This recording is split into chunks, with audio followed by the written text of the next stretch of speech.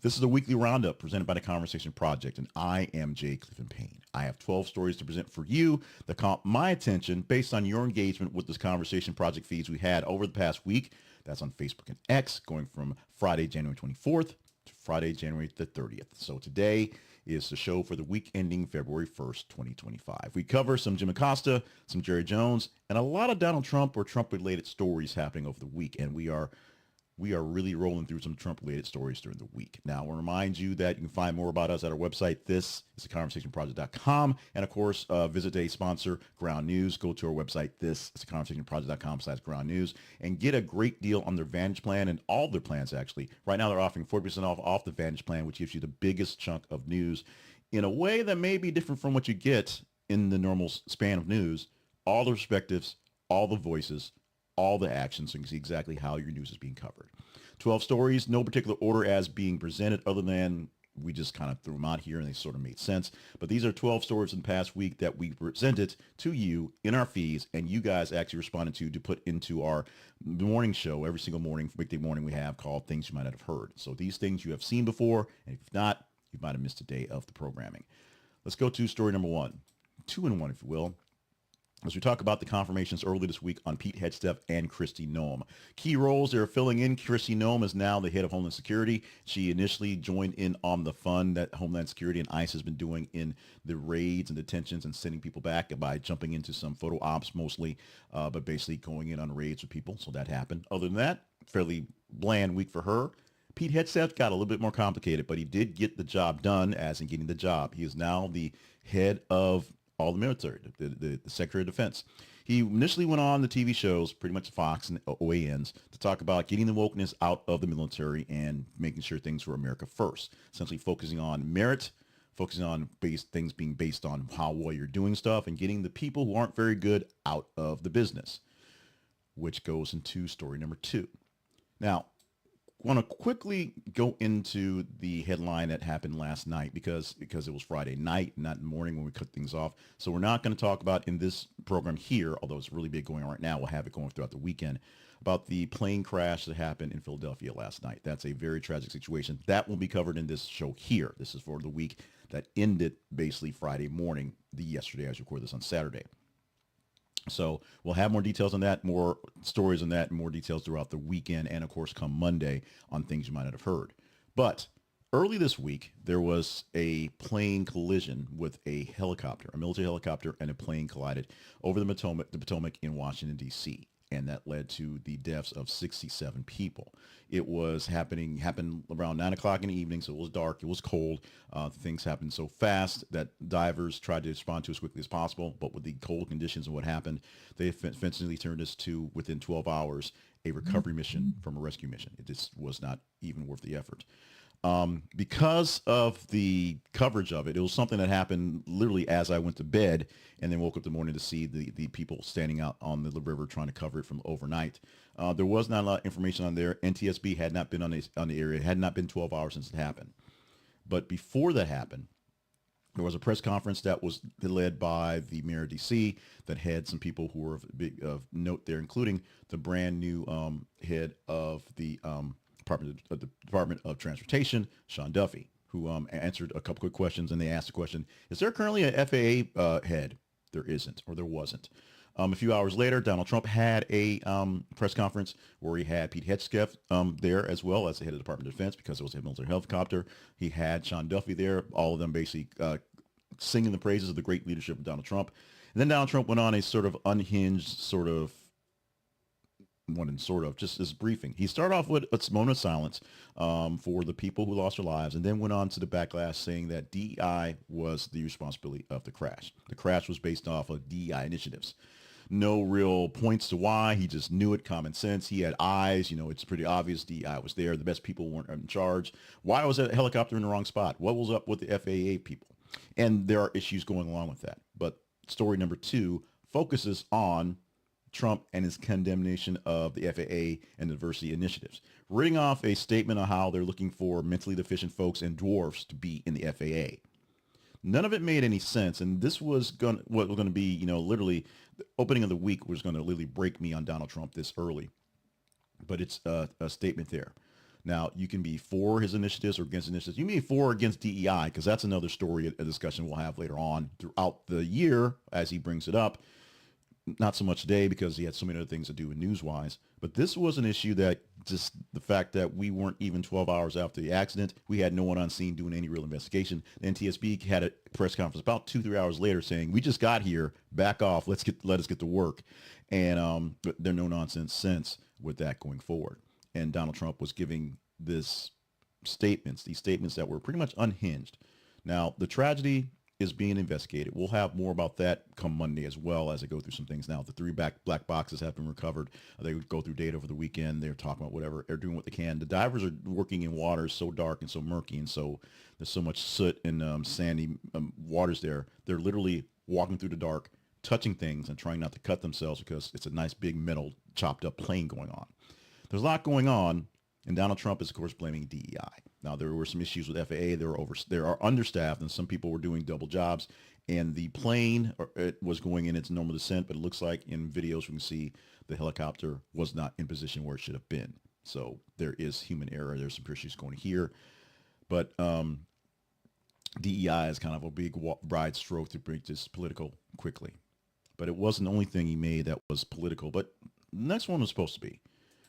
The third story that we're reviewing is the Lake and Raleigh Act, which was officially signed into law by Donald Trump this week. And it was something that was actually passed a few days before Biden was done, or basically effectively passed, but it had to wait around because they wanted Trump to sign it. They wanted things going on. It just had to be done. And that's not a problem. That's, the optics are there. If you're watching the video, this is a picture of the family and folks about the Lincoln Raleigh Act, a couple of senators, a couple of congressmen there as well, clapping along as Donald Trump is signing the bill and doing his thing. Not only did they sign the bill for the Lake and Raleigh Act, which actually mandates by law any migrant, undocumented migrant who is accused of theft or violent crime to be sent home, be sent someplace pending trial, before trial. I mean, they're just, you pick them up, they're not legal, you send them away. Now, he also announced a plan. It's a plan that's really right now in the staging parts of it. It's not really a real deal yet, but we have this thing called Guantanamo Bay that Obama couldn't shut down, that Biden couldn't shut down, that just as all these tenets of bad feelings and terrorism and holding people out of the country so they don't get fair trials. There's a lot of that going on down there. Donald Trump wants to send 30,000 undocumented migrants to Guantanamo Bay to hold them for a while if they can't figure out where to send them. And if they're waiting on trial, you can send them there as well. Now, that's where the law gets fuzzy about them being outside of the government and do they get military tribunals, things like that. It gets a little fuzzy after that. But it's a thought. It's an idea. We can't shut it down, or he won't shut it down. So since we got this thing, why don't we use it for some good use on holding about 30,000 undocumented folks there? We'll see how this one plays out going forward. Some people who may actually need to go to Guantanamo Bay and stay there for a while are the Sackler family folks and folks working for Purdue Pharma, as they finally have a settlement, which is good. But people were worried about this settlement because the first settlement didn't actually do what it could do to actually punish anyone involved. The settlement is, of course, pending bankruptcy court approval because there's bankruptcy things going on. But if approved, the largest financial settlement related to opioid crisis will actually be solved and done. $7.4 billion will be contributed from the Sacklers and Pharma Purdue. Sacklers will actually be pulled away, completely divested of any of their stock in any sort of drug, so they can't make any money off this stuff. Big issue with the earlier settlement, which was about $6 billion, is the fact that Sacklers didn't have to divest themselves of any of their assets that were gaining money, like i.e. more drug stuff. But they will be pulled from this officially and be done. All the money will go toward opioid addiction and supporting effective communities. It will be a big boost to those communities, and it will be a striking blow to, actually, it won't be a striking blow to the Sacklers because they have plenty of money anyway, so but it is what it is. Just can't make more money going forward. Quick stop at CNN when we talk about Jim Acosta, who had a shot to get a late night show, I guess basically to compete with the Fox guys and with Jimmy Kimmel and those guys going forward, with a 12 o'clock to maybe 2 o'clock a.m. slot for live news at the evening. What this would have done for him was give him a bigger audience on the West Coast, which is, it's prime time in that time zone. Jim Acosta decided, nah, I'm good. He's out. Jim Acosta, he did his last show this week with broadcast being a stalwart reporter on CNN, a White House a chief of staff, White House correspondent for a while, and 18 years with the network, wrapping things up with a reminder, folks, that he is of Cuban descent. He dealt with watching his parents come here from Cuba and seeing the aftermath, and actually speaking and questioning pre-Cuban President Raul Castro at the time on how political prisons work. He's a guy that actually spoke truth to power, including to one guy named Donald Trump as he sat in the gallery for those things there. He decided he's going to do his own things independently for a while, going to Substack to write some things, and then may pop up on some other venture sometime in the future. Right now, he wants to remind folks that vigilance needs to be there, holding people accountable, and this is not the time to cave away. Not so much saying in full words that CNN is doing this, but the move off of the day shift where he had the biggest ratings of the morning to a night shift that may or may not contend, and definitely won't contend with East Coast ratings, so Donald Trump may or may not watch it if something else is on, was the point. And the point for him is, I get the point.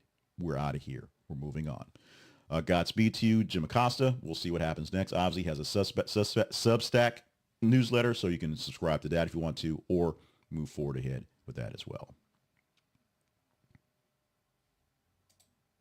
Let's talk about Jerry Jones. Why?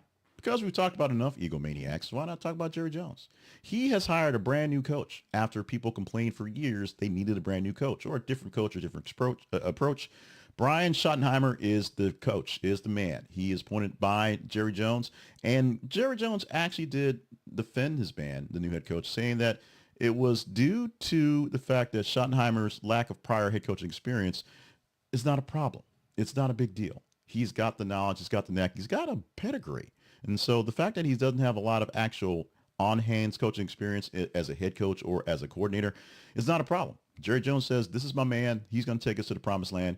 Cowboys have not been to the promised land in quite some time. And in fact, with some recent implosions and just weird personnel stuff, it just hasn't happened. They have not been great. They have been decent, but not great.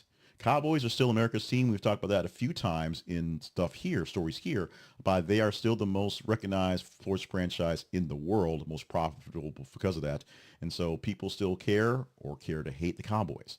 Cowboys probably would rather be a better team, so people would care to hate them or care about them more, and they'd have more championships on their mantles. We'll see if Jerry Jones had made a good shot with Brian Schottenheimer, how much time he gets to get things warmed up, and how quickly the fans of Cowboys football will give heed before they call for his head, considering they technically already called for his head before he got started. It's football. Let's go to a quick pause. We have 6 other stories from the past week that you guys engaged in and some explanation on what happened. But right now, we need to get a little bit of support from you here. If you like the news you're getting from here, you like the conversations that we do, you like my commentary, let me know. In fact, if you've been here before, you'll notice we're doing something slightly different. We'll explain it more towards the end so we don't go too long. But we're trying to change things up to make things more lively, more piffy, if you will. So if you like what you're seeing in general from me in the past, or you like this specifically, like the video. Like it so that people can see it on X, on Facebook, on YouTube, where this video will live, going live to tape in a bit. And the algorithms will show it to more people because they see it as something worthy of seeing. I also see that what I'm doing is good. So if I get more likes on this show here, I'll know that the tweaks I'm doing are working, so we'll work on those going forward. If you know somebody who enjoys getting news in this way, some things that are off the beaten path, if you will, a lot of Donald Trump stuff, a lot of airplane crash stuff for the week. So we're giving you some things that you might have missed or some updates of things that are kind of important to you. We call them conversational for a reason. You help us pick them out. Share it with those folks directly. Hopefully they'll like it and grow us as well. If you're not subscribed to our feeds on Facebook, on X, on YouTube, or other places like TikTok as well, subscribe there so you don't miss out on what we get there. And we'll explain the feeds in a bit and how the stories get into this listing here and our day listing. But like, share, and subscribe to grow the nation of news nerds that is a part of the Conversation Project. I got a text from my mother-in-law because she's a big fan and she watches what's going on. She actually is into news and she sends me stories back and forth to make sure that some things that I do miss, I get into. She actually sent me the text last night from the plane crash in Philadelphia because I was watching a movie with my wife. It was our date night, so we were not engaged. As soon as we were finished with the movie, we were able to get that into the queue for going forward. But she also is one of my biggest critics, what I'm glad about. because and she's really critical of Justin Baldoni and Blake Lively because we talk about them a lot. And why to do that? Because the rest of you guys want to talk about them. My mother-in-law is not so much a big fan of the story. It's just drama. But you guys are chatting up pretty bigly. So we're talking about it pretty bigly because it's about conversations in grand. Now, a new wrinkle to the case happened where there's lawsuits, there's complaining, there's people firing, things like that. But in a leaked voice note as a part of the lawsuit, Justin Baldoni actually apologized to Blake Lively in the middle of what was going on. A 7-minute message essentially expressing regret. Part of it saying that I for sure fell short and you worked really hard on that. This was about specifically a scene that Lively sort of balked on and said, hey, can we do these changes? They did the changes, and the changes apparently actually worked better for the scene in the post-production. So Baldoni apologized for that. This throws wrinkles into all sorts of things because it basically shows that Baldoni is not the monster that Lively's saying that he is, or Baldoni is a monster even bigger because he's basically covering it up. It's hard to really take it in with both sides being so angry and so nasty about each other, but this dispute goes on. One side sues another, the other side suing them and other people and the folks. This is something that's not going away because you guys don't want it to go away. We will see how it plays out in the future because it's still playing out. We might have got caught in a swerve for this next story, and that's Jake Paul set to fight his brother Logan Paul in a boxing match with a twist. That was the headline we posted. The twist is that it wasn't a boxing match. In fact, you probably knew that already. They're going to do a new reality show called Paul American, premiering on Max. It's going to show the inside look of the brothers' lives and how they navigate their careers and personal endeavors. And they may fight a little bit, but it's not an actual boxing match. They may train, they may spar, or whatever. We'll see when this thing premieres in March what's going on. But the Paul brothers doing what they do best, swerving, making money, getting that attention, and then disappointing us all in the end. We talked about DeepSeek AI, which is a new AI platform for us, US, built out of China. And because it is being built on cheaper technology, it's cheaper to use. While the president had a big announcement for a $500 billion AI advancement project happening soon, DeepSeek said they built theirs for $5 billion. No one believes them, and they're pretty sure all they did was basically, take a copy of ChatGPT and just re-engineer it, and that's how it costs so much little. But we'll see what's going on as it is becoming one of the highest ranking apps on the app stores for people using it. It's also literally a Chinese app. So when you ask things that the Chinese don't want you to know about, it doesn't tell you. If you're watching the video of this, you see a screenshot of someone asking about Tiananmen Square, and it's saying, you know what, let's talk about something else. Because that's what it is.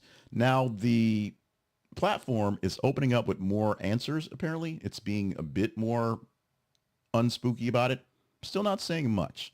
But because it's owned by the Chinese government, literally ran by the Chinese government, they have mandates that they cannot incite subversion of state power or overthrowing a socialist system in this actual generated content. So you can't ask it how to overthrow a government because it won't tell you. If you ask ChatGPT, it'll give you some ideas of how governments work and how things can be, subverted, assuming that you're not using it to cause any harm. It's assuming that. DeepSeek's not even taking that they're not going to give you that choice. Anything that might be harmful to its government is not said. Anything it wants you to talk about, it's not said. Nothing about Uyghurs, nothing about civil rights, nothing about anything on there, nothing that is going to talk about Hong Kong not being a part of China because it's not. It's nothing about Taiwan not being part of China because it's not. I'm sorry, Hong Kong's part of China. Taiwan is not. It's not going to do any of those things that are not happy to the Chinese Communist government because that's what they do. It is what it is. The doomsday clock on this week moved itself closer to midnight, now 89 seconds to midnight, and the marking the closest point to symbolic global catastrophe. Now, the doomsday clock originally was bent on nuclear war, period. Everything was going to blow up. And the Bulletin of Atomic Scientists created this because nuclear proliferation was so big, eventually someone was going to hit a button and destroy the world. Now, it's not so much on nuclear war. It is on many things. Climate change, artificial intelligence, and other global conflicts. The inception of the clock back in 1947 was symbolic for that nuclear threat. But even though it's now 60 years later, it's still a big issue of people to keep up with. Although it's a bit less understood now as the way we cover news and cover things is differently. But it's probably easier to understand in this moment with so many things happening going forward and so much global turmoil and question marks about things going on. Not to get political in this spot, but yes, all the changes that Donald Trump is throwing in so immensely quickly are causing issues where people don't know what to do. Yes, he did the same thing this last administration, but there are a few extra things that are in play this time that weren't that time, and a couple things that he's actually pushing the buttons to initiate right now that make things a little bit scary for a lot of folks living here in the U.S., us here, and people around the world who look to us to be the gauge of what's going on. And when that gauge becomes a question mark because Trump likes being unpredictable, people don't know what to do.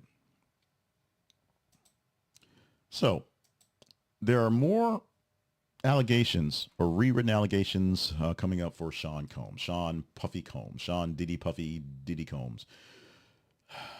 Mr. Combs is being allegedly accused allegedly of actually dangling a person over a balcony, like real Soprano stuff live in person is something he did to coerce someone to get something done. A new update to one of the one of the actual indictments is coming up with extra women being coerced into sexual acts and this person being dangled over a balcony as an example of something he was doing to coerce people to get things done. Combs' lawyer said this is all BS. It's all nonsense. None of this stuff happened. Someone's trying to just take advantage of Mr. Combs in his situation. And we'll see what happens when it comes out in court. Right now, March is the set time for his court date, his first court trial to begin.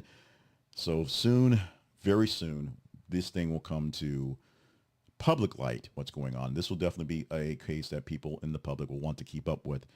So we will find out pretty quickly how things are going to go in the norm.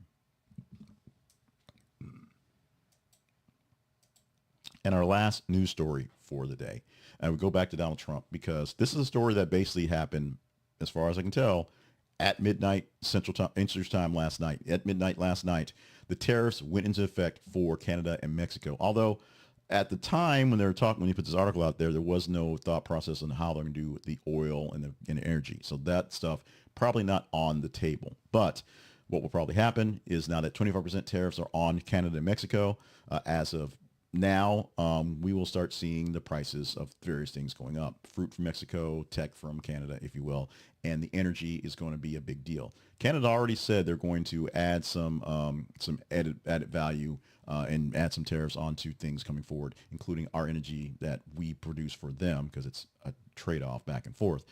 So we'll see how this thing happens. How much will things go up quickly? Don't know. Will this affect eggs?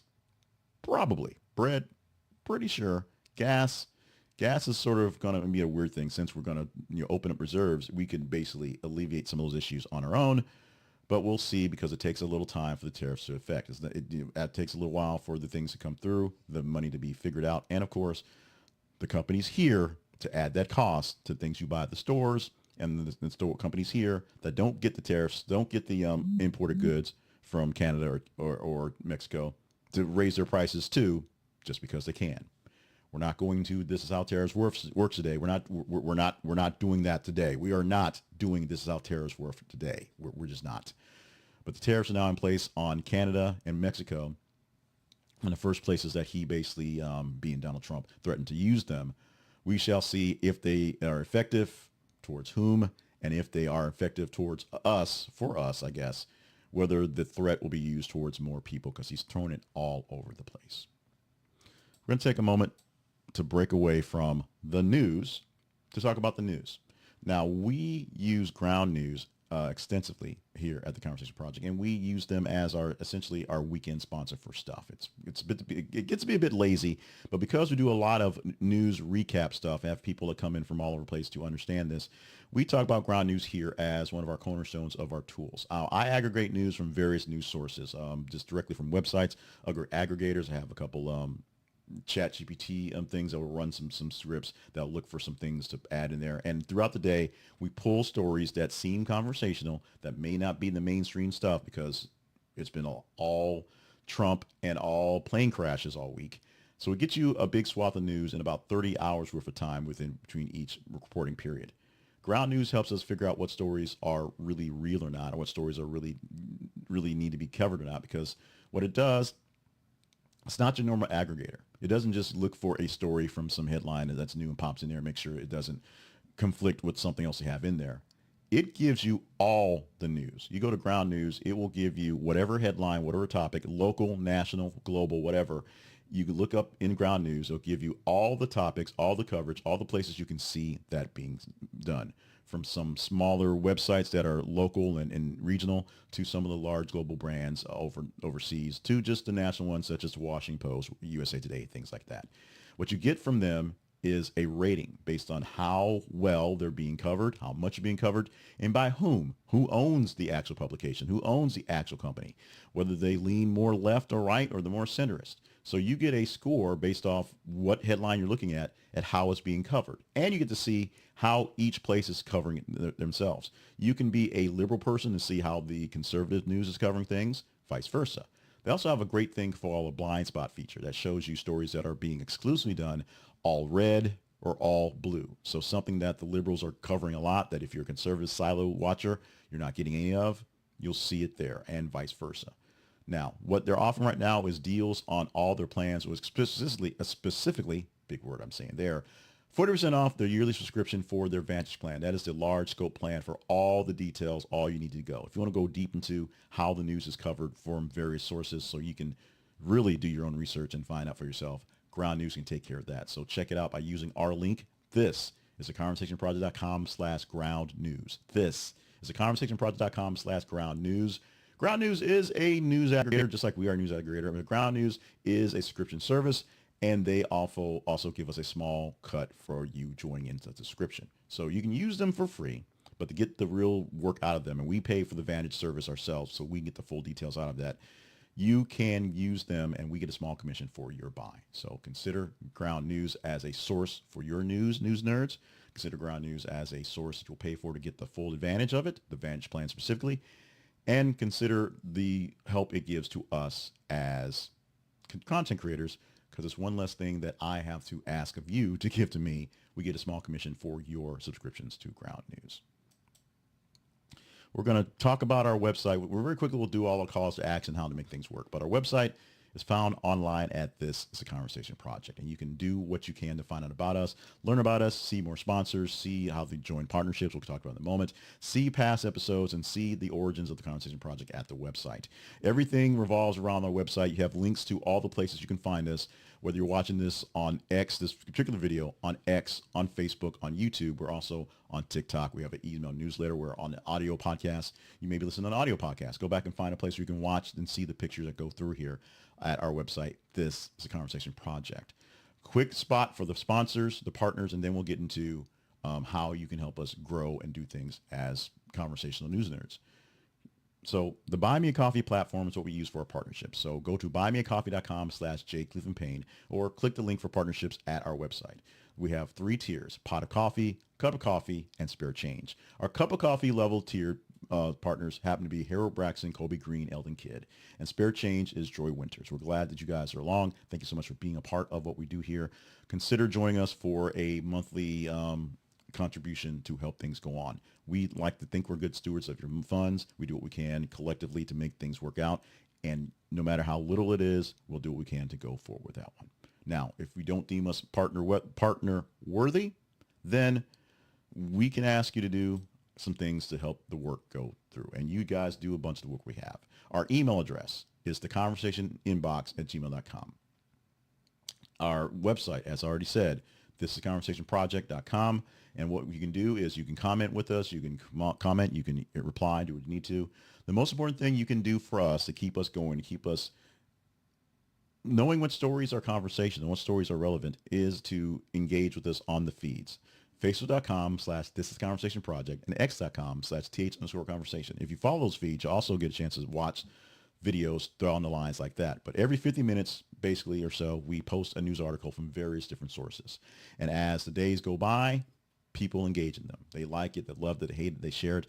You guys who are direct feed folks and the algorithms themselves sharing up the folks and people engage in them. The higher the score and engagement, literally the more people that view and click on and look at a story, better chance we have of talking about it in these programs. On Monday, we take 3 days worth of programs, Friday, Saturday, and Sunday, and put into one program on Monday for 10 stories presented. On Tuesday through Friday, we'll take 8 stories from one day, which is about 30 stories, and present 8 of the stories from the top half of those. And then on Saturday, we produce the wrap up where we go back on some stories that were big. Sometimes they're not so big. It just seemed like we should really talk about them. Stories that really sort of caught my attention in your engagement, and we need to see kind of engage why and explain why sometimes, or just kind of say, hey, this was interesting. Why is that? And you guys can engage in that one.